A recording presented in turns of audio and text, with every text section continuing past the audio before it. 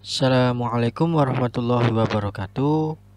Jumpa lagi pada pembahasan mengenai perpindahan panas. Jadi, eh, yang lalu kita telah membahas mengenai konduksi, dan sekarang kita akan menginjak ke pembahasan mengenai konveksi beserta mekanisme-mekanismenya.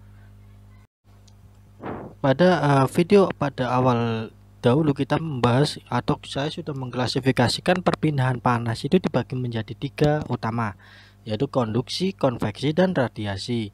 Sebenarnya untuk konduksi dan konveksi itu hampir sama, karena keduanya memerlukan suatu media untuk panasnya bisa mengalir. Tetapi perbedaan antara konduksi dan konveksi, di sini konveksi memerlukan suatu fluida yang bergerak. Dan untuk suatu proses perpindahan panas pada suatu zat padat itu selalu konduksi. Karena kenapa? Karena molekulnya akan tetap berada pada posisi dan molekulnya tidak bergerak bebas. Jadi tetap berada pada posisi awalnya atau posisinya fix.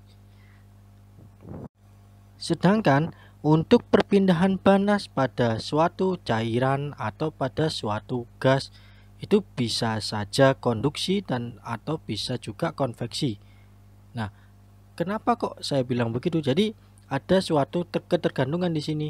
Nah, fluidanya di sini apakah fluida tersebut bergerak atau tidak?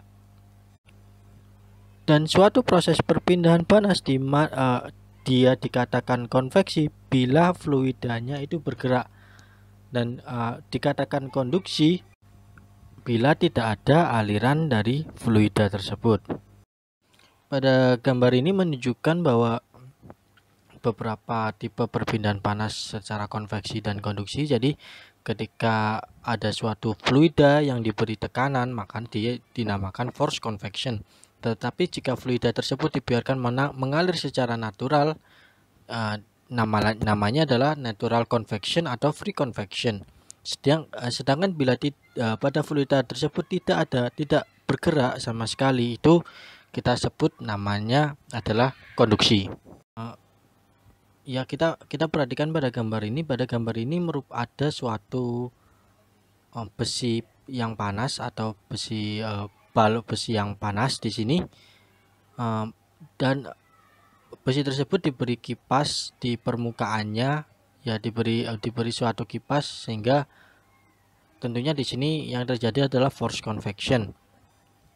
Dan kita bisa menebak bahwa panas di sini akan berpindah dari besi untuk menuju ke udara di sekitarnya yang lebih dingin.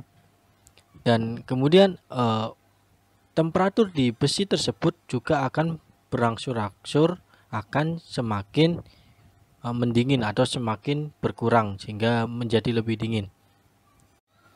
Kita juga bisa mengetahui bahwa ketika kita menggunakan atau switch ya atau menekan tombol kipas yang lebih cepat lagi, maka tentunya akan mendinginkan lebih cepat lagi. Dan ketika kita mengganti air di sini atau udara di sini dengan air, maka tentunya perpindahan panas secara konveksi juga akan semakin meningkat.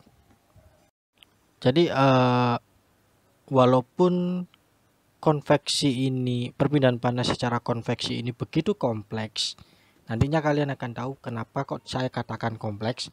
Jadi tetapi untuk laju dari perpindahan panas secara konveksi ini itu didasarkan atau diamati dari yang pertama itu bisa dari perbedaan temperaturnya, dan biasanya kita mengacunya di sini pada hukum Newton tentang pendinginan. Jadi dengan nilai Q convection di sini H dikalikan dengan Q yang kecil ya, ini ya. Q convection yang Q-nya kecil itu H dikalikan dengan ds minus T infinity.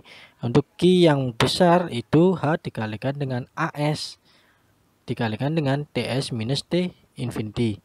Sebenarnya sama aja perumusan ini, cuman bedanya adalah ada penambahan, atau yang satu itu mengukur pengaruh dari adanya luas penampang.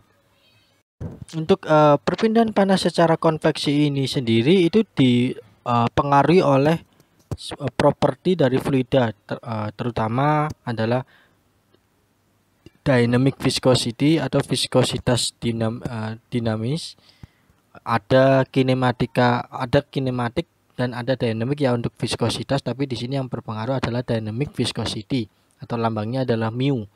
Kemudian konduktivitas termal K, kemudian densitas rho, dan calor spesifik atau CP. Kemudian ada kecepatan dari fluida, di sini dilambangkan dengan V. Dan tentunya juga akan bergantung pada geometri dari permukaan benda atau juga dari kekasaran permukaannya. Pada pembahasan mengenai atau pada studi mengenai konveksi di sini perlu adanya beberapa penyederhanaan dan tentunya di sini gunanya adalah untuk mempermudah suatu perhitungan. Dan salah satu contohnya di sini adalah angka Nusselt atau dengan yang dirumuskan sebagai Nu H dikalikan dengan LC per K, di mana nilai K adalah konduktivitas termal, terus kemudian nilai dari LC adalah merupakan karakteristik dari panjang atau panjang karakteristiknya. Dan untuk angka Nusselt sendiri ini dinamakan Nusselt karena penemunya adalah Wilhelm Nusselt. Dan beliau membuat kontribusi yang sangat signifikan untuk perhitungan perpindahan panas secara konveksi. Untuk angka Nusselt sendiri yang semakin besar, maka akan menunjukkan seberapa efektivitas dari konveksi tersebut. Dan nilai angka Nusselt sendiri di sini yang mendekati 1, maka hal tersebut mengindikasikan bahwa perpindahan panas pada suatu lapisan itu semuanya adalah murni konduksi. Dan perlu kita ketahui bahwa kita selalu ya atau pada kehidupan sehari-hari kita itu pasti tidak lepas dari namanya force convection. Jadi contohnya di sini ketika panas kita akan cenderung untuk menyalakan kipas angin dan tentunya supaya membuat tubuh kita agar tetap dingin. Jadi semakin cepat kipas angin tersebut, maka ya semakin ya rasanya kan semakin sejuk di badan, jadi enak juga. Terus kemudian kadang kalau kita memakan atau makan sup atau makanan-makanan yang panas, gorengan gitu, dan karena panas dan kita karena lapar, maka kita cenderung untuk meniupnya. Dan itu juga terjadi proses force convection. Dan banyak sekali lagi yang lainnya kayak di perangkat komputer. Di situ kan pasti ada kipas yang tentunya akan mendinginkan dari elektronik di dalam dari komputer tersebut. Kita akan membahas mengenai klasifikasi dari aliran fluida. Ada beberapa klasifikasi di sini. Yang pertama adalah viscous dan inviscid flow atau aliran viscous dan aliran inviscid. Aliran viscous ini sendiri merupakan suatu gaya gesek yang juga merupakan hambatan internal ya yang terjadi ketika dua permukaan fluida itu saling bergerak, di mana satu lapisan fluida yang bergerak itu akan lebih lambat.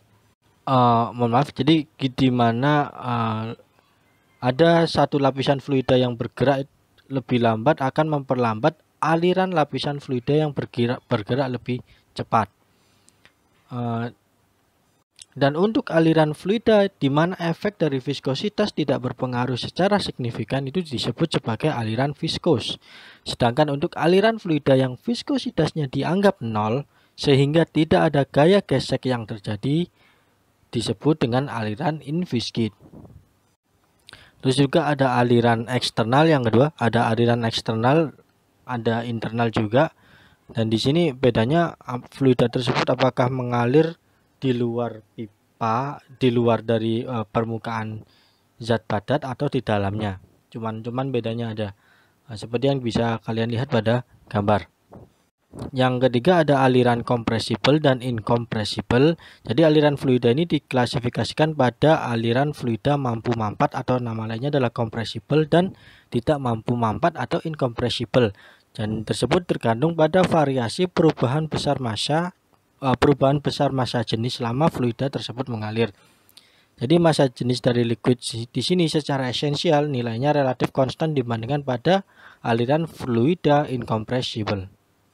Terus kemudian ada aliran laminar dan turbulen. Aliran laminar di sini adalah aliran yang fluidanya bergerak secara teratur yang dapat dikarakteriskan sebagai aliran streamline atau berlapis. Kemudian ada aliran turbulen, yaitu adalah aliran fluida yang sangat tidak teratur yang terjadi pada kecepatan yang tinggi dan dapat dikarakteristikkan pada alirannya didominasi oleh fluktuasi kecepatan. Kemudian ada aliran natural dan ada aliran paksa atau force flow. Di sini suatu fluida itu yang mengalir itu bisa dikatakan natural atau force, itu tergantung dari pergerakan dari fluida tersebut. Jadi untuk aliran paksa di sini ini contohnya adalah yang diberi kipas angin atau dipompa. Kemudian untuk yang alami itu aliran fluidanya itu lebih berlangsung secara natural. Dan pada gambar ini merupakan sirkulasi natural ya. Contoh-contoh dari natural convection di sini ini air, jadi natural sirkulasi secara alami dari air pada suatu pemanas air dengan konsep atau dengan memakai solar atau matahari. Atau di sini thermosiphonic nama lainnya. Kemudian ada aliran steady dan unsteady atau transient flow. Kata-kata steady di sini ini seringkali kita temukan pada dalam dunia teknik karena sangat penting ya di sini. Untuk artinya sendiri ini adalah maksud dari steady di sini adalah tidak ada perubahan terhadap waktunya. Sedangkan kebalikannya adalah unsteady atau transient. Jadi kebanyakan suatu perangkat seperti turbin, kompresor, boiler, kondenser, dan alat penukar panas atau heat exchangers itu akan beroperasi untuk waktu yang sangat-sangat lama atau periode yang sangat lama pada kondisi yang sama tentunya. Dan karena hal tersebut itu bisa diklasifikasikan sebagai alat yang alirannya steady. Jadi pada aliran steady di sini untuk sifat dari fluidanya itu dapat berubah dari suatu titik ke titik lainnya dalam suatu device ya, dalam device tersebut, dalam peralatan tersebut. Tetapi pada beberapa titik itu juga tidak berubah, tidak mengalami perubahan. Makanya di sini dianggap alirannya adalah steady. Kemudian yang terakhir adalah aliran secara dimensional. Jadi ada aliran 1 dimensi, 2 dimensi, dan 3 dimensi. Jadi pendekatan dasar aliran fluida ini dikarakteristikkan dengan distribusi kecepatan sehingga aliran fluidanya dapat didekati dengan pendekatan 1, 2, dan 3 dimensi jika kecepatan aliran tersebut bervariasi besar pada 3 dimensi tersebut. Untuk aliran fluida khusus yang melibatkan 3 bentuk dimensional dan kecepatan akan memiliki variasi kecepatan pada 3 arah dimensi X, Y, and Z. Jadi X, Y, Z pada koordinat persegi dan R, theta, dan Z pada koordinat silinder. Ini tidak saya tampilkan karena kita nanti mungkin tidak akan masuk ke ranah sini ya. Mari kita perhatikan gambar berikut. Di sini merupakan suatu plat yang flat ya, yang datar, dan ada suatu aliran fluida. Fluida di sini bergerak sepanjang sumbu X, dan tentunya dengan kecepatan fluida yang berbeda-beda. Maksud berbeda di sini nantinya ya, tapi untuk awalnya kecepatannya tetap sama. Di sini bisa kita lihat pada mulanya kecepatan dari partikel atau pada fluida yang pertama kali masuk ke dalam plat itu mendekati 0 dikarenakan hampir tidak ada kondisi slip. Dan fluida di sini dianggap berlapis-lapis ya. Jadi ada lapisan fluida terdiri dari beberapa lapisan fluida. Tentunya bisa dibayangkan sendiri nantinya.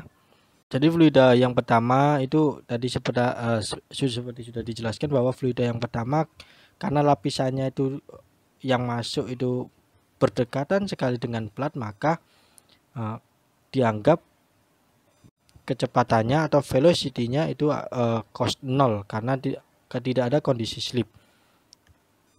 Dan karena kecepatannya 0 dan hampir bisa dikatakan itu mendekati keadaan diam, maka akan mempengaruhi pergerakan dari layer di atasnya. Layer yang di atasnya akan bergerak lebih lambat lagi. Dan begitu pula seterusnya akan melambatkan pergerakan dari fluida di atasnya karena yang paling dekat dengan plat di sini hampir tidak bergerak atau motionless. Dan kondisi tersebut akan dipertahankan hingga pada jarak tertentu. Jaraknya di sini adalah delta. Jadi hingga mencapai jarak tersebut, kecepatan atau U tak hingga di sini akan hampir tidak berubah, hampir tidak berubah. Dan suatu fluida yang pada daerah yang berada pada daerah di atas atau pada daerah D delta di sini maksud saya, di mana terdapat pengaruh dari gaya geseknya. Ini dinamakan velocity boundary layer atau lapisan batas dari kecepatan. Atau untuk ketebalan dari lapisan boundary di sini atau nama delta di sini biasanya didefinisikan jarak dari Y ya sebagai jarak dari Y. Sebagai jarak Y dari permukaan, di mana nilainya U di sini sama dengan 0,99 U tak hingga. Untuk gaya hipotetikal dari U sama dengan 0,99 U tak hingga akan membagi aliran di atas plat menjadi dua daerah, yaitu daerah lapisan atas atau boundary layer region yang dipengaruhi oleh viskositas dan kecepatan, dan yang akan berubah ya secara signifikan pada daerah tersebut. Kemudian ada satu daerah lagi yang namanya adalah inviscid, di mana efek gaya gesek di sini akan diabaikan dan kecepatan akan dianggap relatif sama. Ya, cukup sekian dulu video kita pada kali ini. Terima kasih atas perhatiannya. Semoga selalu diberi kesehatan ya di tengah pandemi ini.